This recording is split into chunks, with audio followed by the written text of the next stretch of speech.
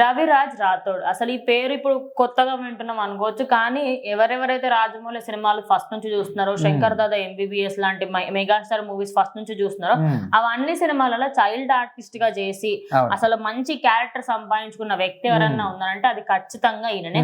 మరి ఇప్పుడు మాత్రం మద్యానికి బానిసయ్యి అసలు ఇప్పుడు సెట్స్ లలో కూడా వర్క్ చేయకుండా పని కోసం అడగలేక ఆయన పరిస్థితి మాత్రం దీని స్థితికి వచ్చేసింది. అయితే ఆయన దాదాపుగా 50కి పైగా సినిమాల్లోనే చైల్డ్ ఆర్టిస్ట్ గా చేశాడు అనమాట.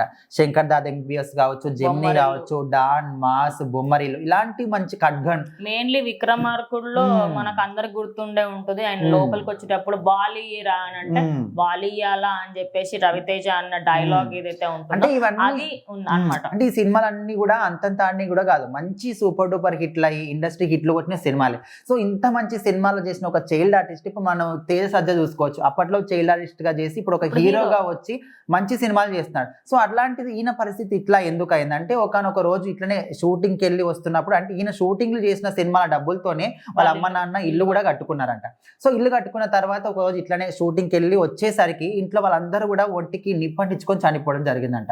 సో అప్పటి నుంచి ఈయన సినిమాలకు కంప్లీట్ గా దూరం. ఇంకా సో ఇక్కడ ఎవరు లేరు, అందరు చనిపోయారు కాబట్టి వీళ్ళ పిన్ని దత్తత తీసుకుందంట. సో అక్కడ కూడా ఈయన ఉండలేక బయటకు వచ్చేసి, సో ప్రజెంట్ అయితే సెట్స్ లో వర్క్ చేస్తారు కదా, సో అక్కడ వర్క్ చేస్తున్నాడు. అప్పుడు కూడా రాజమౌళికి ఒక ఆయన చిన్నప్పటి నుంచి ఆయన సినిమా షూటింగ్ లోనే ఈ అబ్బాయిని చూసి వాళ్ళకి సంబంధించిన రాజమౌళి అసిస్టెంట్, సార్ మీ సినిమాలో చేశారు సార్ ఈయన ఆ చైల్డ్ ఆర్టిస్ట్ ఈయన అని చెప్తే 2 దెబ్బలు వేసి, ఇప్పుడు ఎందుకు ఇట్లా అయిపోయినావు, మరి నువ్వు మళ్ళీ సినిమాలు చేయొచ్చు కదా, నన్ను కలువు అని చెప్తే ఆయన మళ్ళీ కలవలేదంట. అంటే కలవకపోవడానికి అంటే ఈయన రాజమౌళి కాకుండా మిగతా వాళ్ళు కొంతమంది కూడా నీకు సినిమాలు ఇస్తాము రా అని కలిగిన చెప్పినప్పటికీ కూడా అడుక్కోవడం ఇష్టం లేక నేను కలవలేదనే విధంగా కూడా చెప్తున్నాడు. ఇంకొక విషయం ఏంటంటే, కొంతమంది ఇస్తాం ఛాన్సులు ఇస్తామని ఒక 50-100 సార్లు కూడా తిప్పుకొని ఎలాంటి ఛాన్సులు కూడా ఇవ్వలేదంట.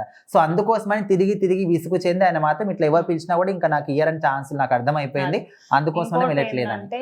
ఇప్పుడు చాలా మంది ఆయన ఇట్లా చెప్పినప్పుడు ఇంత యాటిట్యూడ్ ఎందుకు బ్రో, ఇప్పుడు చాలా మంది ఛాన్స్ కోసం వెయిట్ చేస్తుంటే నువ్వు తెలిసిన వాడివి నీకు ఇస్తారు కదా అని అంటే, ఒకటి ఆల్రెడీ ఇప్పుడు స్టార్టింగ్ స్టేజ్ లో ఉన్న వాళ్ళకి 10 మందిని కాదు 100 మంది అడుక్కున్నా ఏం అనిపించదు. కానీ ఒకనొక టైంలో అరే అప్పుడు నన్ను పిలిచి మీరు చేయించుకున్నారు కదా వీడియోస్ నాతోని, సినిమాస్ నాతోని, ఇప్పుడు నేను మీ దగ్గరకు వచ్చి అడగాల అన్న నామోషి ఉంటది ఖచ్చితంగా మనిషికి. అది పొగరు అని చెప్పలేము. ఎందుకంటే ఆయనకి ఒక సినిమాకి సంబంధించి డైరెక్టర్ కూడా ఇంటికి వెళ్ళిన తర్వాత లోపల కూడా రానివ్వలేని పరిస్థితులు కూడా చాలా ఉన్నాయి. అందుకోసం అని చెప్పేసి ఆయన అట్లా మాట్లాడి అందులో అప్పుడనే కాదు ఈ రోజులలో కూడా చాలా మంది కూడా పిలిచి 100-150 సార్లు కూడా తెప్పించుకొని ఛాన్స్ ఇవ్వలేదు. అంతేందుకు సినిమాలో క్యారెక్టర్ చేసిన తర్వాత కూడా ఈటింగ్ కట్టు అంటే అందుకోసమని ఆయన మాత్రం ఇంకా ఎవరిని అడగదలుచుకోవడం లేదు. ఏదో ఒక పని సెట్స్ లో వర్క్ అయినా ఏదో ఒకటి నేను చేసుకుంటానే విధంగా అట్లయితే చేస్తున్నాడంట. సో మొత్తానికి రీసెంట్ గా ఒక ఇంటర్వ్యూలో మాత్రం తనకున్నటువంటి బాధలన్నీ కూడా చెప్పుకోవడం జరిగింది. సో అందరు చూసిన తర్వాత అరే ఈ అబ్బాయి అయినా అప్పట్లో మనం అన్ని సినిమాలు కూడా చూసాం చైల్డ్ ఆర్టిస్ట్ కానీ అందరూ కూడా గుర్తుపడుతున్నారు.